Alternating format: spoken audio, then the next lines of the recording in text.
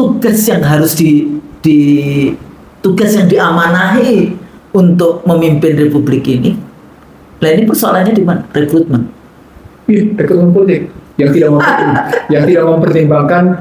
Ya kan cuma SMA aja nggak apa-apa, nggak perlu yang namanya presiden jadi apa? Itu loh, kalau itu nggak ngerti sih. Kenapa Anda tidak mempertimbangkan kapasitas, kapabilitas? Nah, rekrutmen ini yang salah 100% partai. Tapi partai itu juga sudah disandra oleh para bandar. Bandar cuma mau untung. Iya, nggak ada urusan. Nggak ada urusan. Itulah korporatisme. Korporatisme itu begitu. Jadi kapitalisme itu untung. Jadi katanya waktu saya pernah konferensi.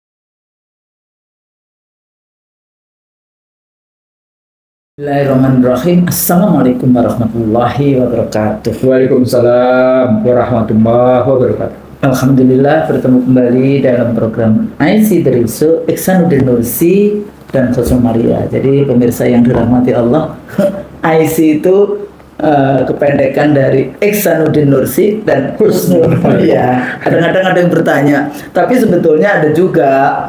Setelah mudah-mudahan setelah mengikuti video-video conversation kita berdua itu kemudian bicara IC consciousness, mengerti, memahami gitu ya, karena kita sharing sedikit ilmu pengetahuan kita kepada para pemirsa. Kalau boleh, kalau boleh kita berbagi.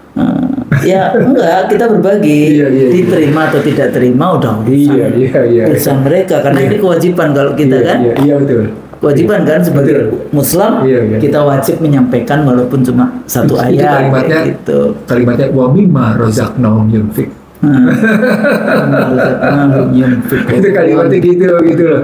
Jadi Anda diwajibkan menginfakkan rezeki yang diterima. Nah, ilmu itu rezeki. Kayak gitu kan. Itu. Maka kita bagi. Kalau salah itu dari kita, yang benar hanya dari Allah. Betul.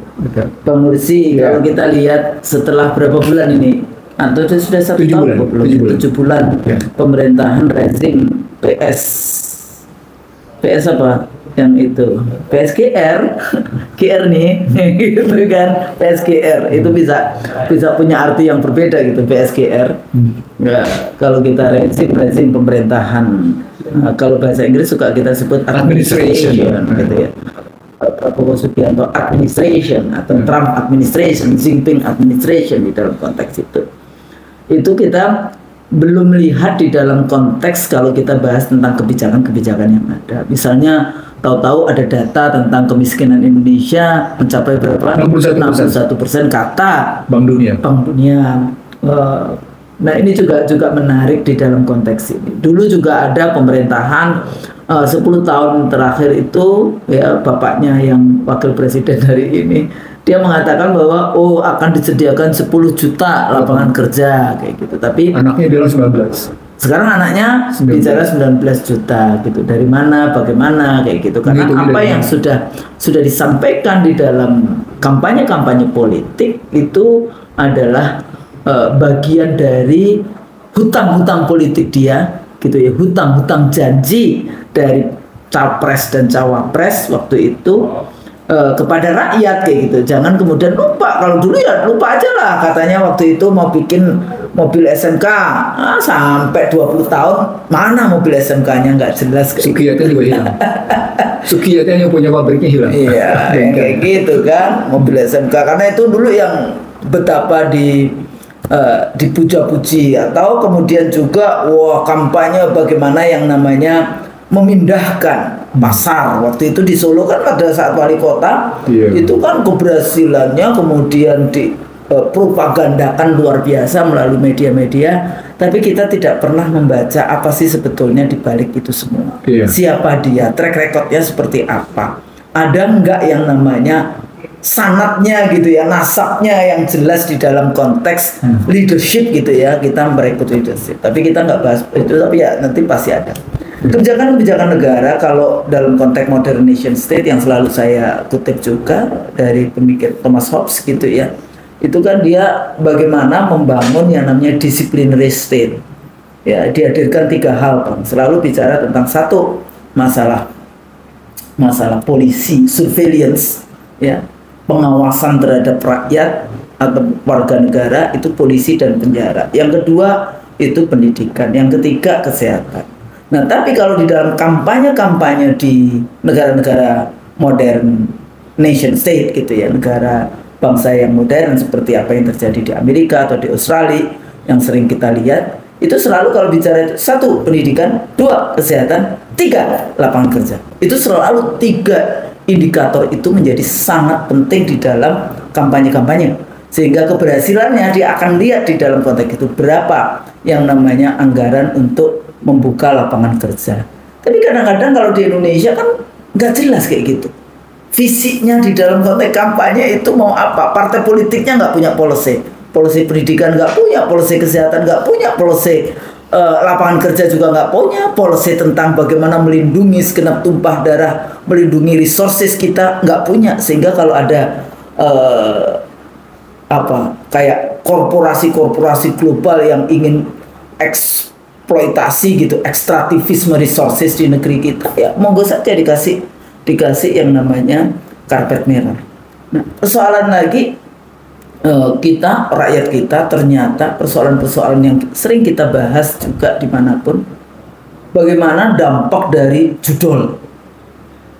Ternyata ini mengerikan. Yang dulu Bang Nursi pernah bicara, salah satu dampaknya adalah perceraian kan. Ya. Ternyata saya juga punya orang di dekat di sekitar saya juga karena judul cerai. Yes, pokoknya sekarang itu ancur-ancuran gitu di dalam konteks itu. Ini juga menjadi persoalan-persoalan yang kita hadapi. Pada saat yang sama juga isu lapangan kerja. Kalau kita lihat bagaimana sebetulnya negara menyediakan lapangan kerja, biasanya kan selalu bicara tentang membangun infrastruktur. Tapi infrastruktur yang dibangun berdasarkan investasi, perjanjian investasinya membawa tenaga kerja asing untuk melaksanakan pembangunan infrastruktur. Jadi sebetulnya apa yang left out, apa yang sisa dari semua persoalan-persoalan kebijakan negara yang berhubungan dengan lapangan kerja? Kalau enggak, rakyatnya mencari lapangan kerja sendiri, jadi buruh ke luar negeri, ya kan? Apakah ke Timur Tengah, apakah ke Malaysia, Hong Kong, sekarang ditambah ya Malaysia, Hong Kong, Taiwan, sekarang ditambah Korea dan Jepang. Ya walaupun saya lihat di beberapa YouTube-nya orang Indonesia yang menikah dengan orang Jepang, akhir-akhir ini ada banyak persoalan. Iya, jadi ada orang Indonesia yang nyuri, ada orang pekerja Indonesia yang ngerampok di Jepang. Padahal Indonesia sebetulnya yang bagus-bagus itu, salah satu ya dulu saya pernah bertemu dengan kawan-kawan yang kayak PJTKI yang kayak gitu ya. Nurse Indonesia, jadi perawat Indonesia itu disenangi di Inggris. Jadi mereka sampai ngomong kalau bisa mengirim tenaga kerja itu yang punya keahlian merawat, karena perawat dari Indonesia itu social services, termasuk yang disukai kayak gitu ya di Inggris. Social services, social. Nah ini artinya kan apakah state caring dengan warga negaranya di luar negeri? Enggak juga, walaupun sekarang akhirnya NGO kan yang banyak caring dengan TKI TKW yang ada di luar negeri gitu ya, ada yang migrant care dan sebagainya seperti itu.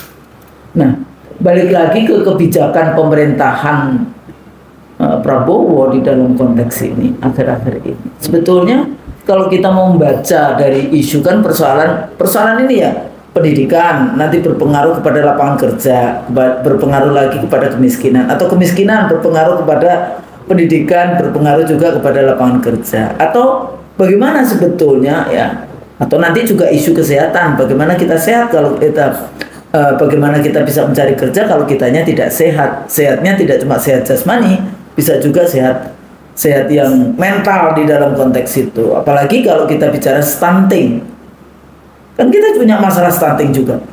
Nah, stunting itu anak-anak kita cuma usia otaknya itu hanya sampai 4 tahun. Nah, nanti kira-kira 20 tahun lagi wajah SDM Indonesia seperti apa? Nah, sementara di pendidikan kita ya lebih banyak bahas tentang ya tidak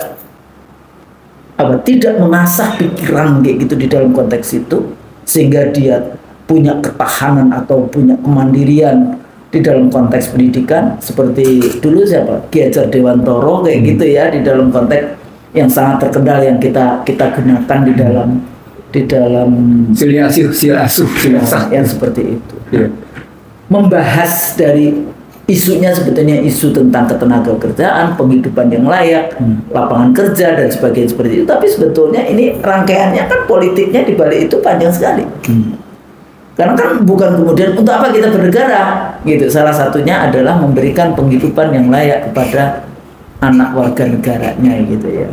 Nah, jadi kalau melihat seperti ini, isu seperti ini sudah sampai sejauh manakah sih sebetulnya langkah-langkah dari rezim saat ini ya, di dalam konteks bagaimana menangani masalah kemiskinan, lapangan kerja dan ya isunya yang related kepada itu. Nah, kita membahas seperti itu, Bang. Mulai dari mana kita bahas? Kita mulai dari konstitusi. Kita mulai dulu dari cara berpikir konstitusi, dari pendekatan konstitusi. Kalau dari pendekatan konstitusi, sejak 2004 saya menggunakan istilah ekonomi konstitusi ketika saya sebagai saksi ahli dalam menggugat undang-undang migas dan undang-undang kelistrikan. Saya menggunakan istilah ekonomi konstitusi. Apa itu ekonomi konstitusi? Ekonomi yang didasarkan atas pembukaan Undang-Undang Dasar 45 yang di dalam batang tubuhnya mencakup pasal 23, pasal 27, pasal 28, pasal 31, pasal 32, pasal 33 dan pasal 34. Yang fundamennya secara itu adalah pasal 33, 1, 2 dan 3. Dan khusus untuk bicara itu, ketika bicara ekonomi konstitusi dengan basis kekuatan modal sosial adalah modal finansial dan modal kultural. Kita pernah bahasnya 5 tahun lalu khususnya. Bagaimana kita setiap pemerintahan punya amanah untuk membebaskan bangsa dan negara ini dari ketertindasan, dari kebodohan, dari kemiskinan, gitu kan, dari ketimpangan dan dari kehinaan. 5, ingat ya, 5 tahun lalu kita bahasnya. Ya, udah 5 tahun lalu. 5 tahun lalu dan kita ulang-ulang terus. Sementara itu bagian dari bahan kuliah saya di berbagai tempat gitu ya, bicara tentang ekonomi konstitusi yang amanahnya adalah tadi membebaskan bangsa dan negara ini dari tadi ketertindasan, kebodohan, kemiskinan, ketimpangan dan kehinaan. Nah, ketika kita masuk tadi yang Usul bilang soal ketertindasan, itu artinya memang bangsa ini tidak boleh punya bangsa dan negara ini, masyarakatnya tidak boleh mengidap penyakit mental, tidak boleh mengidap penyakit keterbatasan wawasan, tidak boleh punya penyakit dari fisik yang lemah, pikiran yang lemah dan iman yang lemah. Nah, itu di situ kata-kata ketertindasan itu gitu. Jadi imannya harus kuat, pikirannya harus kokoh, perilakunya juga harus baik, benar, berani dan bertanggung jawab gitu. Jadi itu permintaan konstitusi itu. Bagaimana konstitusi mensyaratkan masyarakat, bangsa dan negara ini punya perilaku yang baik, yang benar, berani dan bertanggung jawab.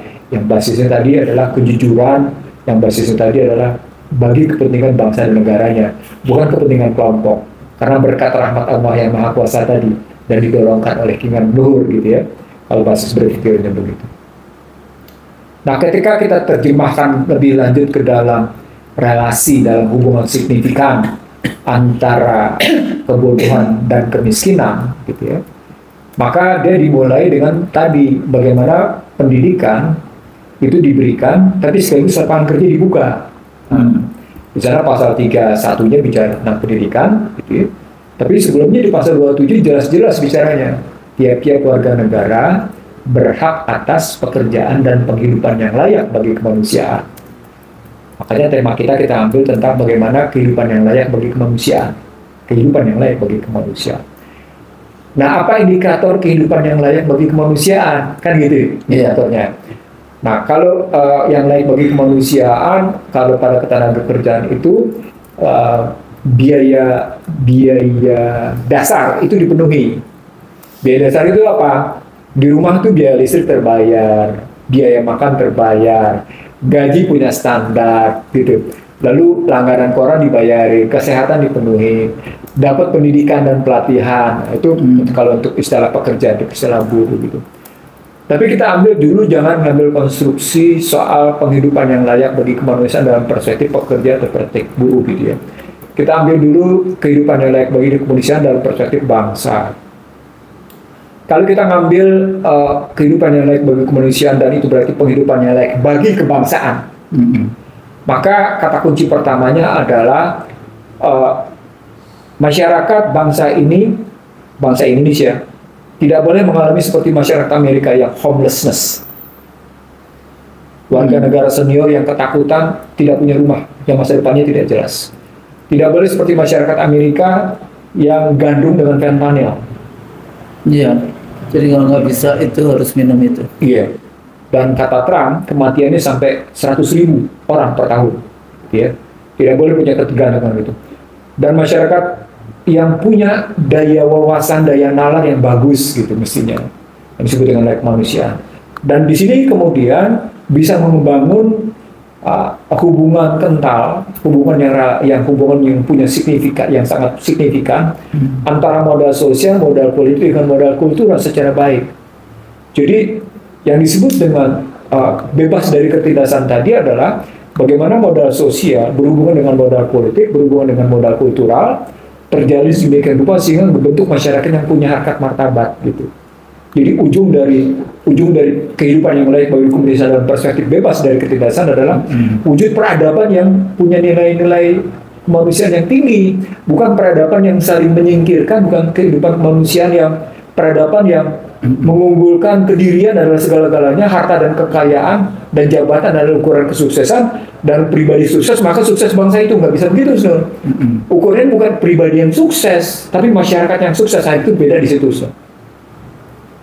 Jadi penghidupan yang layak bagi kemanusiaan dia punya relasi dengan kemanusiaan yang adil dan beradab, Saudara. Dia punya relasinya begitu gitu. Nah kalau kita lihat penghidupan yang layak bagi kemanusiaan itu rujukan dari pasal 27 ayat 2. Penghidupan yang layak bagi kemanusiaan dengan kalimat tiap-tiap warga negara berhak atas penghidupan yang layak bagi kemanusiaan, maka dia berarti berhubungan dengan dua hal. Apa itu? Fiskal dan moneter yang bertujuan untuk kesejahteraan. Bahwa kebijakan fiskal dan moneter harus untuk kesejahteraan rakyat seluas-luasnya. Nah, ketika dibilang bahwa kebijakan fiskal dan moneter untuk yang seluas-luasnya, dibaliknya dalam kerangka kayak gitu, maka dia balik ke dalam bagaimana fiskal dan moneter bisa bekerja dalam hidup seluas-luasnya kalau segala sesuatu tergantung pasar. Jadi mustahil fiskal diserahkan pada pasar, kebijakan pasar. Mustahil kebijakan moneter diserahkan pada pasar. Apa indikator fiskal diserahkan pada pasar? Ya, Anda berharap pada pajak, PPN, PPH, pasar ujungnya. Sekarang ada tambah lagi, Bang. Apa? Tanah yang tidak diiniin negara akan ambil. Itu masih dalam perdebatan. Oh, perdebatan itu. Masih dalam perdebatan. Saya ingin mengatakan ketika ngawur itu lain lagi. Jadi poinnya adalah ketika fiskal tergantung pada pasar, pada ekonomi pasar, pajak badan, pajak perorangan, pajak penjualan, pajak penghasilan, itu kan pasar betul gitu kata kuncinya di situ gitu ya ngelihatnya. Kenapa Anda tidak menyadarkan diri misalnya pada sumber daya kekayaan alam yang diambil habis-habisan untuk korporasi gitu loh ceritanya, gitu contoh sederhananya gitu ya. Betulnya kan begitu gitu ya. Atau Anda ambil dari posisi bagaimana katakan ke dalam itu bagaimana memanfaatkan infak dan sedekah gitu ya, zakat yang dan itu bisa dimanfaatkan kalau memang Anda dipercaya, boleh. Itu boleh dipakai, itu nggak ada masalah gitu. Itu kan maunya Menteri Keuangan kan kayak gitu juga. Ya, tapi nggak bisa karena tapi kan Anda nggak bisa dipercaya. Siapa kayak gitu kan? Nggak bisa. Sistem ekonominya kita apalagi itu dikorup untuk para bandar. Iya, makanya apalagi dikorup, apalagi itu sana menggunakan financialization, itu makin nggak beres. Artinya pasal 27 itu balik ke pasal 23. Pasal 23 itu balik ke posisi siapa yang bikin perencanaan di negeri ini. Siapa yang bikin perencanaan strategis di negeri ini? Kalau pakai Undang-Undang Dasar 1945 naskah asli, yang bikinnya adalah MPR karena MPR menerbitkan GBHN. Yeah. Tapi kalau pakai Undang-Undang Dasar 2002, yang bikin adalah timnya presiden dan subjektif. Kenapa subjektif? Karena demi menjabat periode kedua. Target walaupun periode keduanya belum tentu didasarkan atas kesuksesan dia di periode pertama. Oke. Poinnya adalah bangsa ini telah kehilangan arah dalam perencanaan strategis. Nah, karena kehilangan arah dalam perencanaan strategis begitu makronya, maka dalam persoalan perencanaan strategis untuk penghidupan yang layak bagi kemanusiaan pun kehilangan perencanaan strategis khusus. Apa dampaknya? Fiskalnya tidak mengatasi pengangguran, fiskalnya tidak mengatasi kemiskinan, gitu. Karena fiskal semua policy fiskal itu termasuk moneter mengatasi diarahkan untuk gitu, mengatasi pengangguran, mengatasi kemiskinan. Jadi di satu sisi saya bisa terima pemikiran Bank Dunia, tapi di sisi lain juga tidak bisa terima. Kenapa? Karena Bank Dunia tidak konsisten menggunakan indikator kemiskinannya. Tidak konsisten ya. Dia di satu sisi memberikan konsepnya stick and reward lah gitu ya. Stick and carrot istilahnya. Stick and carrot, reward and punishment kata kuncinya. Kita ngambil indikator yang proporsional aja deh yang bisa kita terima secara logis gitu ya. Nah, apa indikator yang proporsional yang logis tadi? Kita ambil ukuran-ukuran penghidupan yang layak bagi kemanusiaan berdasarkan ukuran bangsa ini. Nah, ukuran bangsa ini adalah tadi, kalau pakai buruh kayak gitu tadi. Kalau ukuran Indonesia pada umumnya apa? Yang pertama, Anda tidak boleh kekurangan pangan. Pangan. Dulu kan selalu diingat sandang, pangan, papan. Oke, sandang, pangan. Nah, kalau Anda tidak boleh kekurangan pangan, maka makan bergizi gratis belum tentu menyelesaikan problematik itu. Kenapa? Karena Anda harus mampu mengidentifikasi mana wilayah yang betul-betul membutuhkan pangan, mana wilayah yang membutuhkan papan, yang membutuhkan sandang, gitu. Ada perbedaan. Tidak flat. Tapi kan sebetulnya yang gratis ini juga nggak semuanya kan. Betul, tapi kan tidak tidak semua murid bisa mendapatkannya kan. Nah, di sini aplikasi lebih lanjutnya adalah ketika Anda memberikan makan gratis gitu, makan gratis. Kenapa Anda nggak bicara sejak awal soal gizinya aja dulu? Kalau gizinya kan Anda bisa kasih kacang hijau, Anda bisa kasih namanya susu. Zaman kita kecil kan itu. Zamannya kecil juga dapat susu saya. Sama kubur kacang hijau. Iya, kan kayak gitu. Jadi nggak usah sampai makan-makan gratis kayak gitu maksudnya. Jadi mana yang bisa dilakukan? Nggak, saya khawatir gini Husnul. Kalau orang ingat konsepnya World of Nation-nya Adam Smith, itu salah satu kalimatnya begini: biarkanlah orang miskin itu di luar sana memperoleh makanan sisa-sisa kita dari makan malam kita. Gitu. Benevolent society. Benevolent. Kita dulu kan dapat sampai bulgur. Iya. Sekarang bulgur itu makanan sehat, kita dulu ini makanan kuda di Amerika kayak gitu kan. Jadi poinnya adalah kalau balik lagi ke pasal 27 ayat 2, tiap-tiap warga negara berhak atas kehidupan yang bagi kemanusiaan, perbaiki dulu perencanaan strategiknya. Dan itu perencanaan strategik itu diterapkan dalam kebijakan fiskal dan moneter secara benar. Dan itu bukan cuma sekedar memberikan makan, tapi bagaimana kemudian secara struktural memperbaiki produksi, memperbaiki sumber daya, produksi dan distribusi di bidang pangan, gitu. Jadi bukan berarti kemudian Anda membebaskan yang namanya kedelai, gandum dan gula, gitu misalnya. Dan di sini kata kunci berikutnya adalah soal bagaimana Anda memperbaiki bibit, bagaimana Anda memperbaiki pupuk, bagaimana memperbaiki irigasi, bagaimana Anda menyediakan lahan, tata ruang, dan bagaimana Anda memberikan prospek hidup bagi petaninya. Gitu mikirnya. Jadi struktural betul berpikirnya gitu. Itu makanya ketika kita bicara soal tarif tadi, kita sudah menggambarkan bahwa kita sudah dalam posisi ketergantungan struktural, Husnul. Jadi bahasa kita melihat sekarang ke ini, kenapa kita bicara tentang penghidupan yang layak bagi kemanusiaan dengan merujuk pasal 27 ayat 2, pasal 23, dan kemudian masuk ke dalam sistem perencanaan strategis nasional, maka sesungguhnya karena kita sedang merasakan adanya ketergantungan secara struktural di Indonesia. Nah, kalau berpikirnya begitu, maka problematik besarnya adalah bagaimana kita memperbaiki tata ruang. Nah, salah satu yang menarik adalah kita bicara 3, tata ruang bumi, Husnul ya? Tata ruang air, tata ruang udara, dirgantara, yang itu sama sekali tidak dibahas. Sekarang yang angkatan yang mahasiswa saya yang dari angkatan udara itu ngomong, kok kita nggak pernah dibahas ya yang angkatan udaranya. Ada FIR, ada macam-macam yang pemanfaatan udara Indonesia untuk kepentingan orang asing kayak gitu. Apalagi menyangkut soal tata ruang antariksa. Lebih seru lagi. Jadi poinnya adalah Husnul, ketika kita bicara sumber daya, mestinya kita sadar. Kalau kita sadari bahwa sumber daya melimpah, maka seharusnya tidak boleh ada ini ada kata-kata kemiskinan sampai 61%. Nggak ada itu cerita. Atau itu cuma ini kayak biasa dikatakan sebagai kayak apa ya istilahnya? Kenapa kok shock doktrin itu shock doktrin. Iya, maksudnya begitu. Supaya Anda mengatasi kemiskinan dengan meminjam kembali kan? Gitu loh. Ada meminjam kembali dan ada kemudian membuka pasar dan kemudian Anda menyerahkan sumber daya yang bisa ke tangan asing gitu loh. Jadi bisa dengan cara dikasih hadiah untuk keuangannya supaya pinjam kembali dipuja-puji. Ada juga dengan kemudian shock doktrin. Itu tadi yang itu. intimidasi dalam bahasa 7I intimidasi. Di situ masuknya intimidasi. Iya, ya. Tapi dimulai dengan indoktrinasi. Indoktrinasinya adalah tadi Anda miskin 61%, maka diintimidasi mau dibikin Anda atas itu kemiskinan itu gitu melihatnya. Oke. Lepas dari bagaimana kita menarik situasi dunia global yang memang selalu ingin melanjutkan dominasi dan hegemoninya, maka terpulang pada kita mau nggak melindungi diri kita kan gitu sebenarnya. Kita mau nggak menjunjung tinggi kepentingan nasional kita. Nah, national interest di situ menjadi hal yang paling utama. Yang pertama, hal yang utama dan yang pertama. Nah, sebelum sampai di situ kita masuk dulu ke perdebatan internasional Husnul. Di panggung internasional moneter memang sedang terjadi antara moneter mainstream dengan modern monetary theory. Bahkan dia juga masuk ke dalam kajian New Economic Thinking namanya.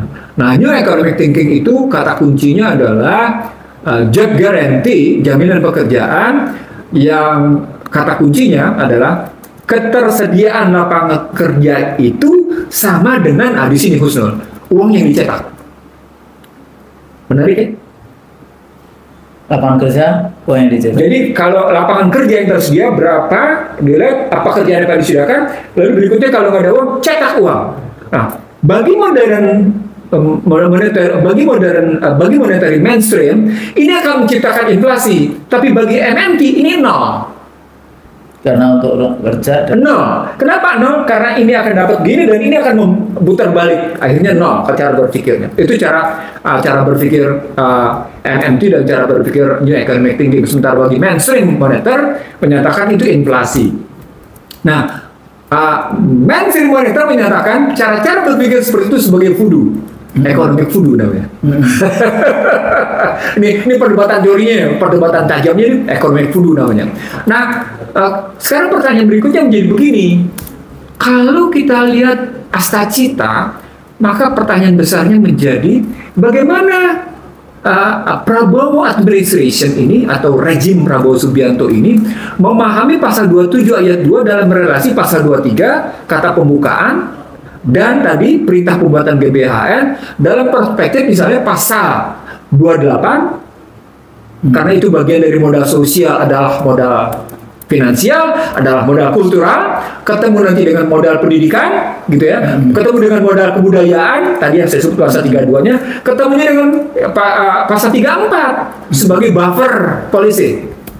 Jadi pasal 34 itu andai kata pasal-pasal sebelumnya itu gagal gitu secara berpikirnya. Ini tesis lama saya bersama bukan bersama, ketika saya sering sekali di dalam tanda petik diajak bicara dengan Sugeng Maksariadi dengan mitra-bicara para menteri itu gitu ya.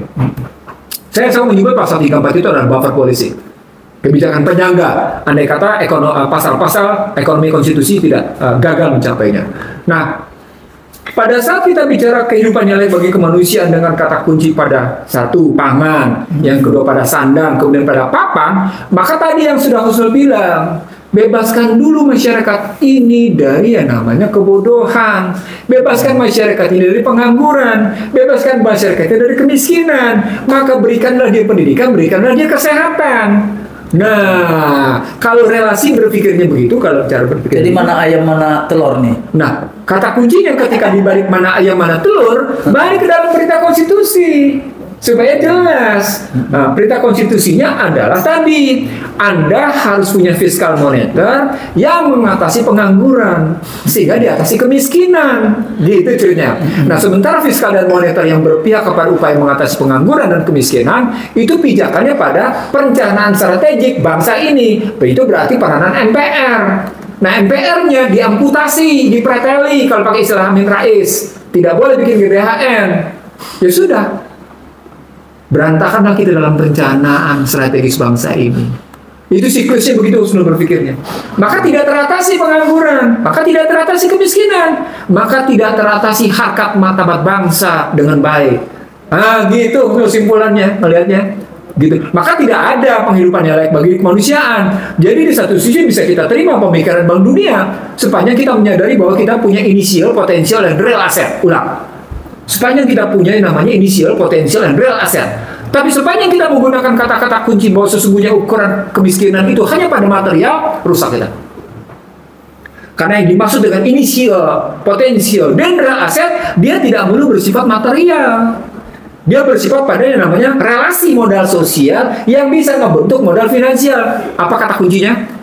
Anda tidak tergantung pada pinjaman dan utang luar negeri. Ya kan persoalannya justru di dalam konteks ekonomi di Indonesia selalu urusannya adalah utang luar negeri.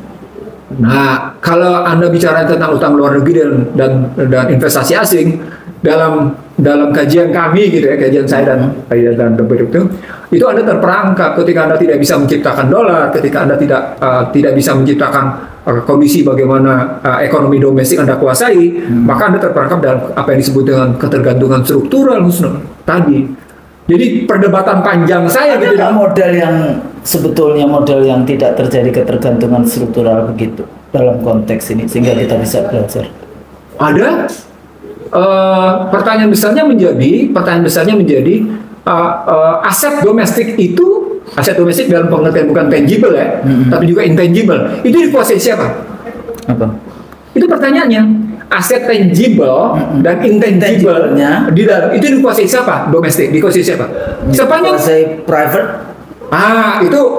Itu pelakunya.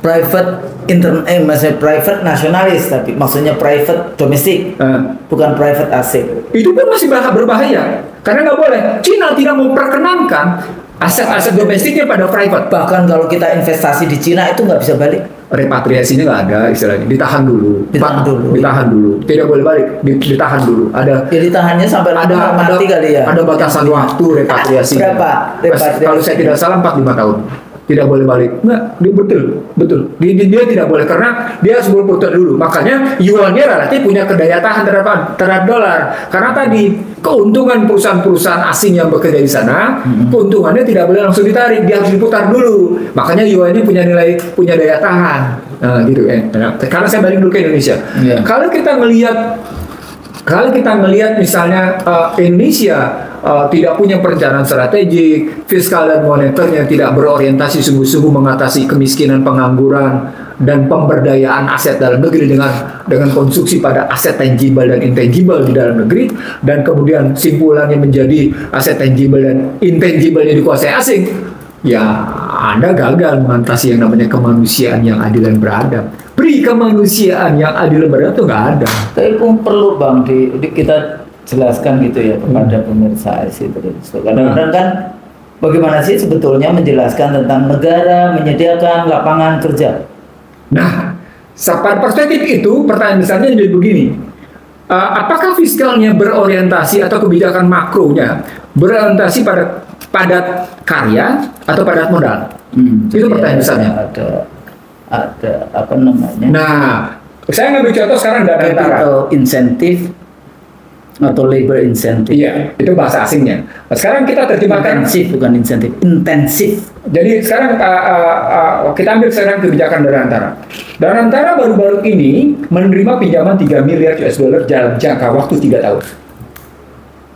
Danantara menggunakan modal ini dengan tenor 3 tahun dengan suku bunga 5,25%, gitu ya, untuk 2 hal. Untuk pembangunan semacam pengolahan industri kimia bersama sebuah perusahaan swasta, gitu ya. Nanti Danantara akan masuk di situ. dan nanti akan menghasilkan intinya adalah substitusi impor di bidang kimia, gitu ya, kebutuhan itu. Substitusi, bahasa sederhananya substitusi impor di industri dasar. Nah, Pak Fit. Tapi yang kedua dipakai untuk yang namanya pembangunan perumahan rakyat 3 juta rumah itu. Artinya ada dua. Yang pertama padat modal, yang kedua padat karya. Oke, sekarang kita lihat padat modal substitusi impor, dia akan berhadapan dengan pasar internasional. What's the point? Price competition, kompetisi harga, quality competition, kompetisi kualitas. Akan ketemu di sini problemnya. Kalau kemudian yang diciptakan oleh Danantara dalam rangka industri di kimia ini tidak melahirkan nilai yang lebih bagus dalam perspektif indeks persaingan, maka dipastikan proyek ini tidak mencapai sasaran dengan baik. Satu, di sana begitu cara berpikirnya. Yang kedua, sekarang untuk perumahan. Sepanjang perumahan ini tidak kemudian diimbuhkan kepada dalam persoalan bahwa calon pembeli punya daya beli, walaupun di rumah subsidi, kira-kira rumahnya laku nggak? Enggak. Yang enggak. Artinya sesungguhnya saya potong itu. Itu sekarang udah jalan lagi tuh Meikarta. Oh ya? Apa artinya? Iya. Banyak orang pegawai buru-buru Cinanya yang beresin lagi. Udah malam udah rame lagi tuh. Iya, tata ruangnya berarti udah selesai. Kan tadi asal muasalnya ributnya tata ruang. Bagaimana tata ruang yang dijual belikan kan asal muasalnya tata ruang. Terus ada juga ini mestinya ini saudara saya nih. Siapa yang wakil menteri perumahan tuh? Fahri. Kenapa? Katanya dia sudah bekerja luar biasa untuk mendapatkan dana-dana dari Timur Tengah. Buktinya Danantara dapat pinjaman. Tapi konflik antara menteri dan wakil menterinya nggak setuju. Padahal ini kayak dana hibah, ada nggak sih yang kayak gitu? Dari Middle East. Yang saya dengar katanya ada pihak tertentu yang membuka jalur untuk memperoleh dana dari Qatar. Ya, katanya sudah disetujui, tapi menterinya yang nggak setuju. Sebenarnya tidak ada urusan kalau presiden setuju, nggak ada urusan, karena kata kunci. Harusnya begitu kan? Nggak ada urusan itu soal presiden, soal sesungguhnya. Jadi menteri hanya menjalankan perintah presiden sesungguhnya, nggak ada urusan menteri setuju atau tidak setuju. Tapi saya ingin mengatakan pada konstruksi tadi cerita penghidupan yang layak bagi kemanusiaan dengan pendekatan capital intensif atau labor intensif sesungguhnya terpulang pada sektor apa yang Anda masuki. Sektor ini sektor yang penuh resiko atau sektor yang jadi pakai bahasa kerennya sampai seberapa jauh resikonya itu ditanggulangi. Walaupun ini kata mereka, menariknya kata mereka, ini tidak mengganggu APBN, off balance sheet. Artinya tidak tergantung pada APBN. Nah, sekarang pertanyaannya begini, apakah pinjaman Danantara tidak sama dan sebangun dengan pinjaman swasta di era 97-98? Gitu ya. BLBI. Bukan BLBI, pinjaman keluar, baru kemudian diganti oleh BLBI. Jangan dulu BLBI dulu. Swasta pinjam dulu keluar, pinjaman asing. Tapi kemudian jadi utangnya negara. Enggak, itu makanya pertanyaan berikutnya kemudian. Saya nggak bicara kemudiannya. Kan pertanyaannya pada saat itu ya sama aja kalau kayak gitu. Artinya pinjaman Danantara pada akhirnya sama seperti pinjaman swasta di era 97 itu kepada pihak asing yang saat itu tidak dijamin oleh negara.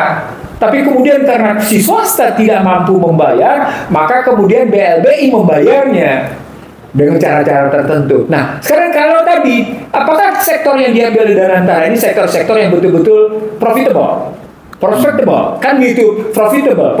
Karena pinjaman ini berumur cuma 3 tahun dengan tingkat suku bunga 5,2%.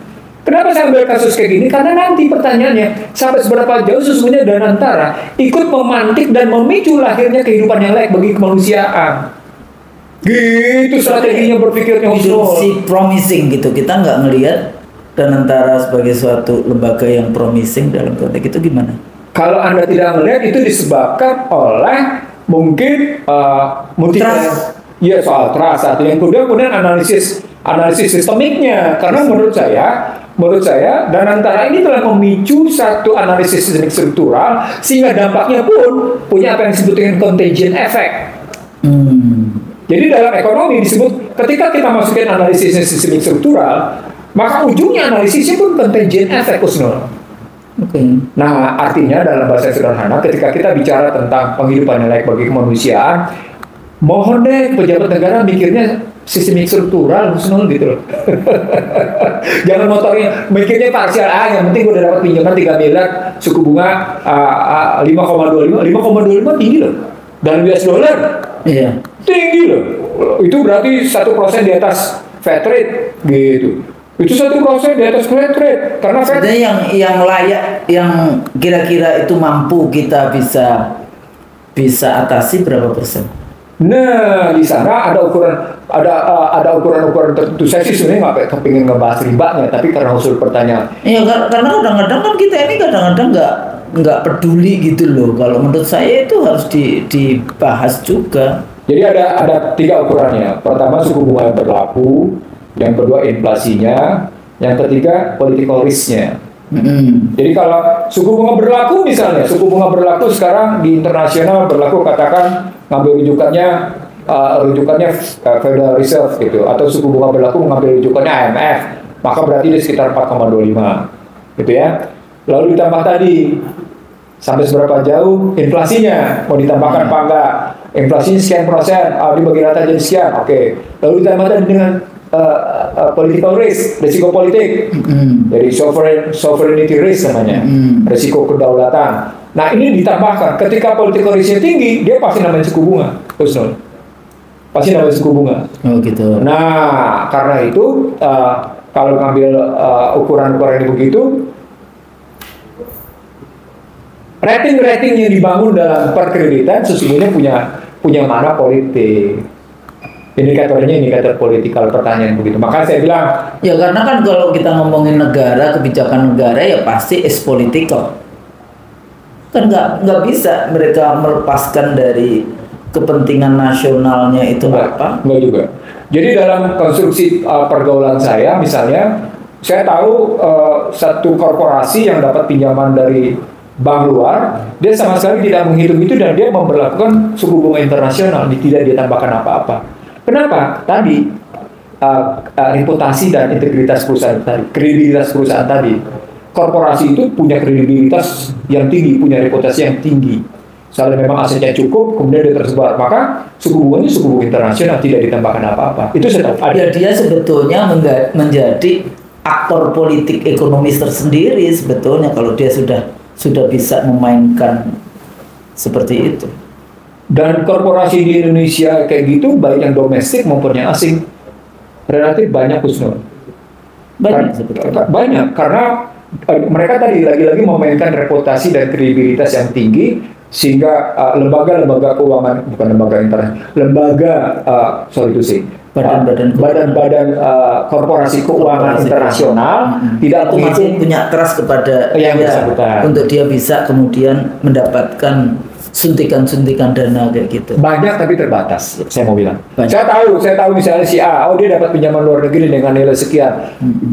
Si B dapat pinjaman sekian dengan suku bunga katakan cuma 3% gitu. Itu saya tahu, itu saya ngerti gitu ya.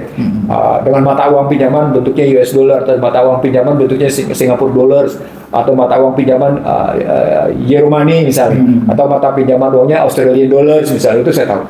Ada hal-hal yang kayak gitu ya.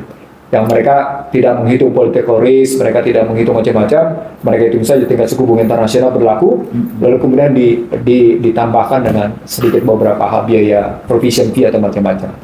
Nah, dalam konstruksi bisnis tadi, maka balik ke dalam cara berpikir pemerintahan. Ketika penghidupan atau kehidupan yang layak bagi kemanusiaan itu diserahkan pada kebijakan fiskal dan moneter yang ditentukan oleh pasar, maka tidak akan pernah ada tercapai yang namanya sungguh-sungguh tercapai namanya penghidupan yang layak bagi kemanusiaan. Jadi peran negara tetap menjadi sangat penting. Sebetulnya welfare state capitalism itu kan di situ.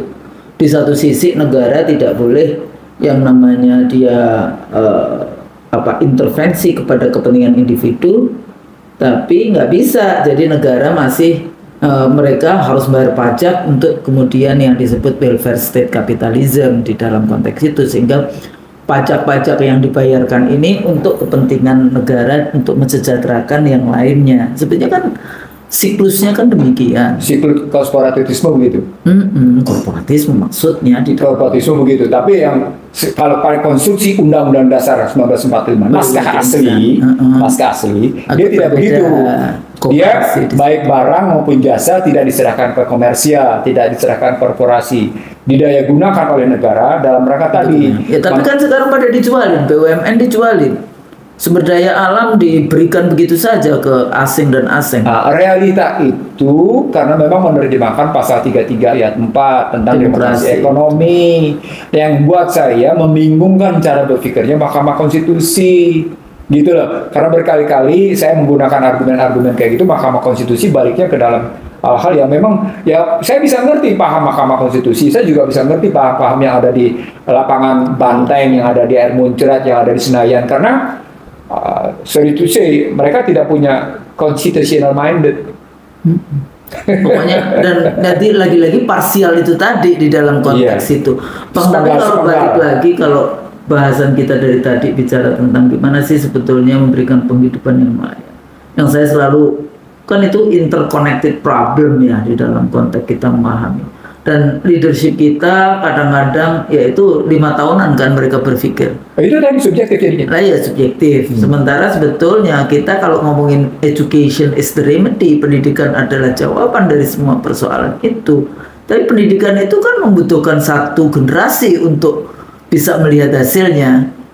Kalau dimulai kayak gitu itu kan nggak bisa pendidikan terus kemudian tahu-tahu langsung berubah. Kalau cara pandang kita terhadap pendidikan hanya menghasilkan para buruh-buruh kayak gitu ya, bagaimana kemudian kita ke depannya jangka panjangnya pendidikan buruk, meritokrasi buruk, KKN merajalela, oligarki merajalela, menguasai politiknya, menguasai ekonominya, menguasai bisnisnya, menguasai wilayahnya, menguasai manusianya. Jadi yang tersisa di Indonesia apa? Nah, itu penjelasan Kusnul adalah penjelasan education as system. Yeah. Education as system, education sebagai sistem. Yeah. Tapi ketika kita bilang pendidikan dalam wujud keteladanan, maka pendidikan tadi actor, sebagai actor. Siapa aktornya? Si pemerintahan, tokoh-tokoh pemerintahan, tokoh-tokoh politik, maksudnya wakil presiden, menteri, anggota DPR, MK. Nah itulah yang hakim-hakim. Nah sekarang urusan polisi. Iya, artinya sedang terjadi adalah degradasi moral, bukan dekadensi lagi. Degradasi moral dalam pendidikan disebabkan disebabkan contoh langsung yang terjadi di sekitar kita. Betul, contoh-contoh buruk. Contoh-contoh bukan berhasil, contoh-contoh buruk. Ngarso Suntulodo nggak ada di situ. Madionya juga nggak ada. Madio Mangunkarso nggak ada yang namanya begitu juga tuh menghasilkan pendidikan cuma gimana caranya cari kerja. Gitu. Jadi buruh semua. Jadi buruh. Kan itu kan caranya kan kerja lah. Gimana itu? Selain itu, selain tidak ada Madio Mangunkarso, juga tidak ada Tuturi Handayani. Ya, tiga-tiganya nggak ada. Makanya saya dulu selalu menggunakan Tuturi Hanjezeki. Di belakang kita cuma seperti. Nah, siklus itu semua dalam cara berpikir sikliko, dalam mereka berpikir sistemik struktural, mengakibatkan kita tidak akan pernah bisa mencapai kehidupan yang layak bagi kemanusiaan. Jadi sistemnya salah, aktornya salah gitu. Bahkan ya dalam konteks kita yang sekarang saya sangat concern gitu ya, bagaimana kita meninggalkan yang namanya lingkungan hidup jadi kayak resources kita kepada anak cucu. Kita kadang-kadang melihat resources itu sebagai milik kita, zaman kita saat ini. Padahal itu karena enggak, itu milik anak cucu. Jadi kehancuran dari satu wilayah. Saya beberapa kali Bang dulu penelitian di Bangka Tengah, di Pulau Bangka ya. Itu sudah bolong hasil apa namanya? Ya yang namanya timah, ekstraktivisme timah. Nanti kalau saya pergi dari Kalimantan Tengah itu apa? Ibu kota Kalimantan Tengah, Palangkaraya. Pergi saya sampai ke Sampit. Nah, ini sebatas mata memandang yang dulu katanya itu adalah hujan tropis, sudah menjadi padang dan kemudian juga bolong-bolong karena ekstraktivisme resources. Demikian juga saya naik mobil dari Sangatta ke Samarinda. Itu juga kayak gitu kalau sudah melihat Kalimantan Timur. Itu bagaimana yang namanya wilayah yang di situ dulu adalah paru-paru dunia. Danau buatan semua yang dan sekarang jadi danau buatan plus monoculture. Iya. Jadi kan yang harusnya multiculture kayak gitu ya, tanaman-tanaman hutan tropis yang macam-macam jadi tanaman sawit. Nah, kalau dianggap bahwa pemerintah tidak paham, ya mereka mestinya paham dong dengan segala macam apa dampak dari ekstraktivisme resources. Itu tadi itu dampak dari selain tadi tidak minimnya penguasaan pola pikir sistemik struktural, itu juga pola pikir jangka pendek. Maksudnya itu jangka pendeknya itu. Walaupun di beberapa negara kan luar biasa kayak Korea kayak gitu ya. Itu kan luar biasa di dalam konteks presidennya bisa berpikir panjang sehingga kebijakan-kebijakan walaupun tidak populis gitu ya, populist policy kayak gitu ya. Tapi sebetulnya dia berpikirnya adalah jangka panjang kayak gitu. Makanya dia cepet kan. Dulu hanya sebagai jadi dulu industri beratnya Korea itu kan di ekspornya kan industri beratnya Jepang diekspornya kan ke Korea dalam konteks itu.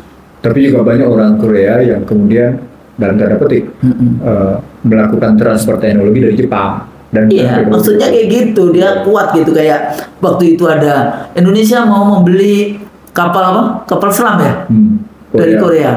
10 kapal selam katanya. Nggak taunya kan 4 dibikin di Korea, sisanya dibikin Indonesia. Tapi lama-lama Indonesia cuma jadi bahasanya itu jadi cuma pembantu aja di situ.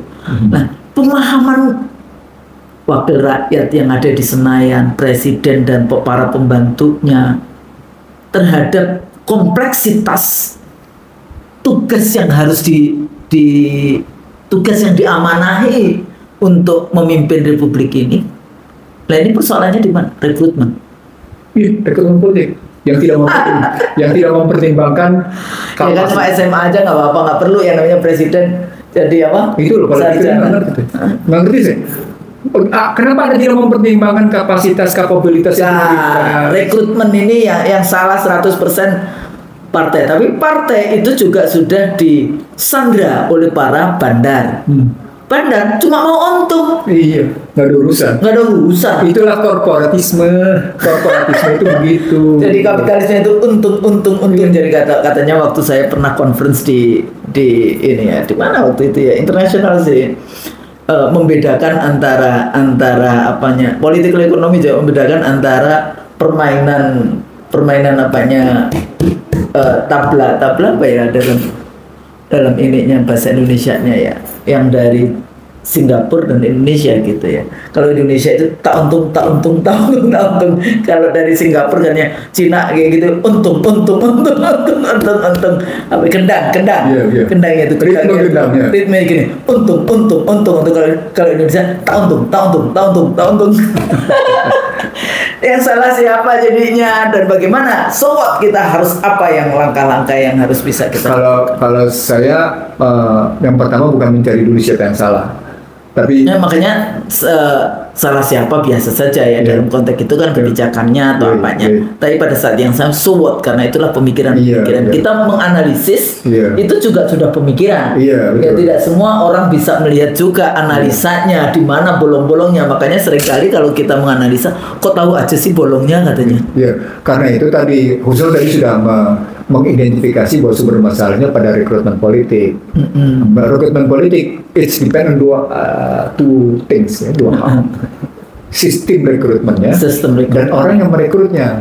Sementara dalam politik rekrutmen itu bukan soal kualitas, tapi soal who is the power holder. Itu sehingga anaknya, mantunya, masuk semua, istrinya, istri pertamanya, istri keduanya, istri ketiganya. Jangan salah loh, yang cuma istri satu aja loh. Ya, poinnya adalah mari kita membahas kedua-duanya dalam perspektif bagaimana tadi karena ini bicaranya rekrutmen itu pasti dua masalah. Bagaimana sistem rekrutmennya, bagaimana perekrutnya gitu. Nah, dua hal ini ditentukan oleh the power holder, dan dalam the power holder tidak pernah bicara special requirement, tidak bicara pada special request. Yang kata penting adalah lo orang gua apa bukan?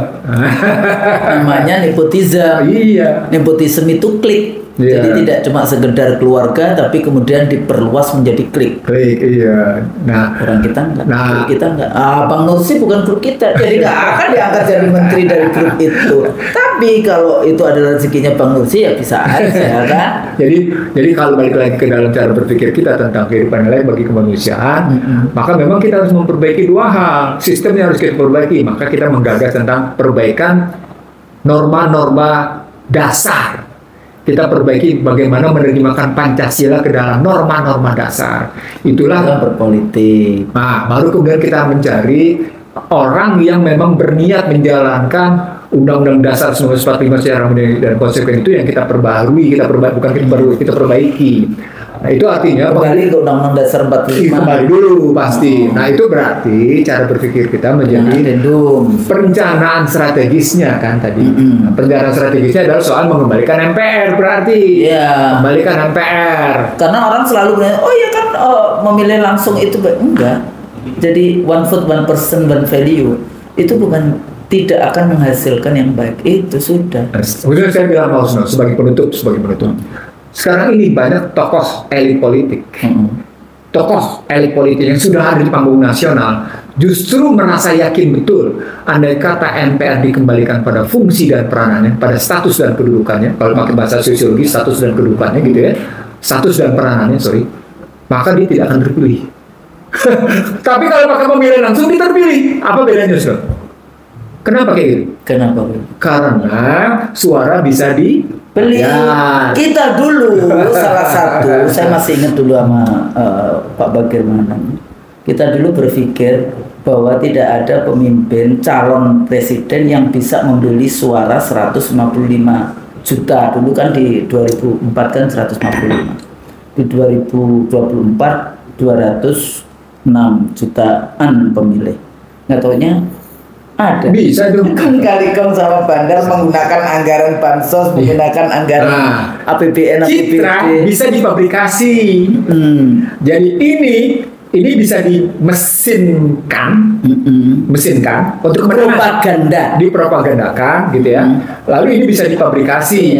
Nah, dari sini sesungguhnya sangat tergantung sekali pada deal atau kesepakatan antara tadi bandar-bandar politik, gitu kan, penggiringan opini bahwa bandar-bandar politiknya dengan para banditnya, kalau pakai omongan Mulyadi gitu ya, bandar-bandit badutnya gitu ya, dan kemudian bagaimana badut itu bekerja. Kalau saya pakai teorinya, selalu saya ikutin. Jadi begini teorinya. Sesungguhnya politik Amerika ditentukan oleh 5 hal katanya. Yang pertama katanya itu bagaimana fabrikasi citra. Nah, itu berarti ditentukan oleh yang namanya media. Dan advertising. Wah, dan jangan salah loh, modelnya media karena dia federalism ya. Pusat dari media-media itu Chicago. Iya. Jadi bukan Washington, bukan ini Chicago, jadi Chicago Chronicle. Semuanya media itu Chicago. CNN dan sebagainya itu adanya di Chicago kayak gitu. Itu pusat dari semua media. Yang kedua, bagaimana mempengaruhi tokoh-tokoh masyarakat dan kelompok-kelompok sosial. Yang kedua, yang ketiga di sini baru bicara tentang bagaimana model sosial tadi, bicara tentang tokoh-tokoh yang saling itu dengan kelompok-kelompok berpengaruh, pressure group, gitu ya. Baru yang keempat itu partai politik. Ya. 1, 2, 3, 4 tidak bisa bekerja tanpa terakhir. Siapa terakhir? Bandar. Makanya kemarin Elon Musk dan sebagainya mau bikin partai tuh Elon Musk. Terus itu yang sekarang menarik diikuti ya. Nanti kapan-kapan kita bahas itu yang calon wali kota New York. Jadi artinya kalau ini bukunya biasa saya kutip cuma lupa namanya.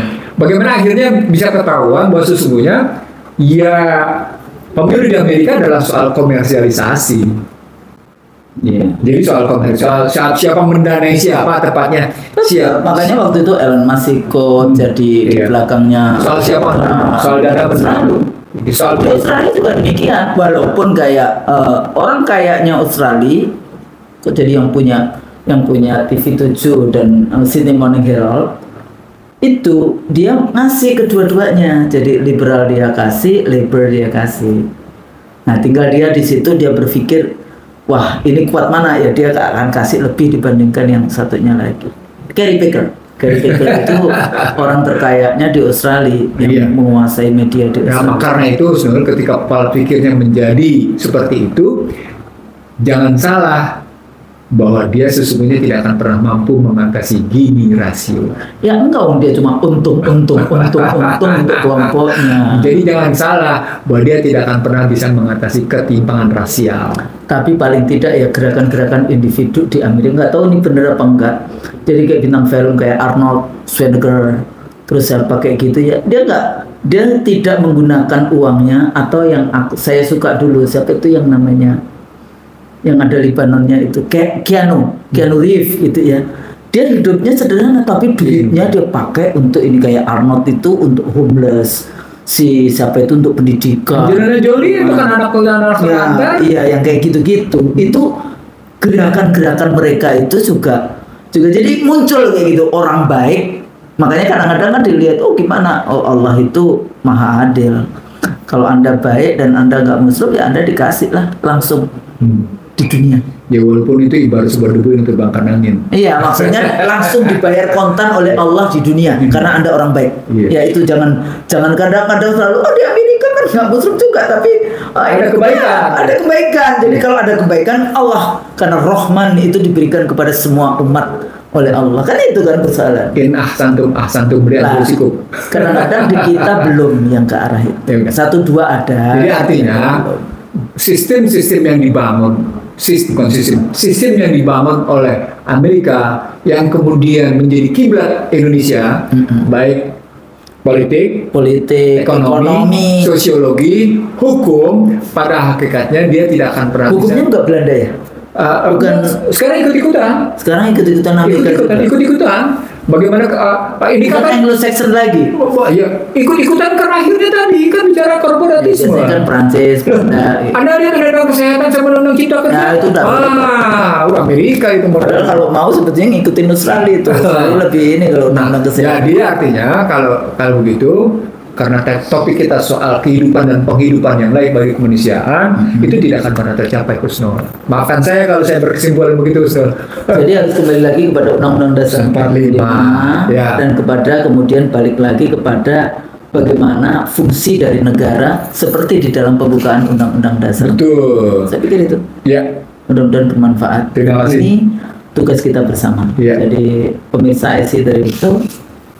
Tetap kita harus bisa menjadi yang mengontrol rezim yang berkuasa. Jadi non parliamentary opposition itu nggak apa-apa. Jadi akademisi juga demikian, memberikan kritik itu sebetulnya memberikan separuh dari analisis apa yang sebetulnya. Walaupun usul dibilang Anda cuma bisanya bicara. Iya, namanya juga dosen. Kalau saya jadi petani kayak gitu ya saya lain lagi yang saya lakukan. Nanti saya kalau pindah kerja Bang, saya mau jadi petani, urban farming kayak gitu ya. Nah, nanti mungkin kalau Bill Gates dong. Bill Gates gitu ya. Gitu dia. Siapkan diri. Maunya jadi petani. Sama seperti juga yang namanya Jack Ma. Jack Ma juga gitu. Masih ada dia? Masih. Kan sempat hilang. Iya. Saya pikir itu mudah-mudahan bermanfaat. Kalau salah itu dari kami berdua, yang baik hanya dari Allah. Assalamualaikum warahmatullahi wabarakatuh. Waalaikumsalam warahmatullahi wabarakatuh.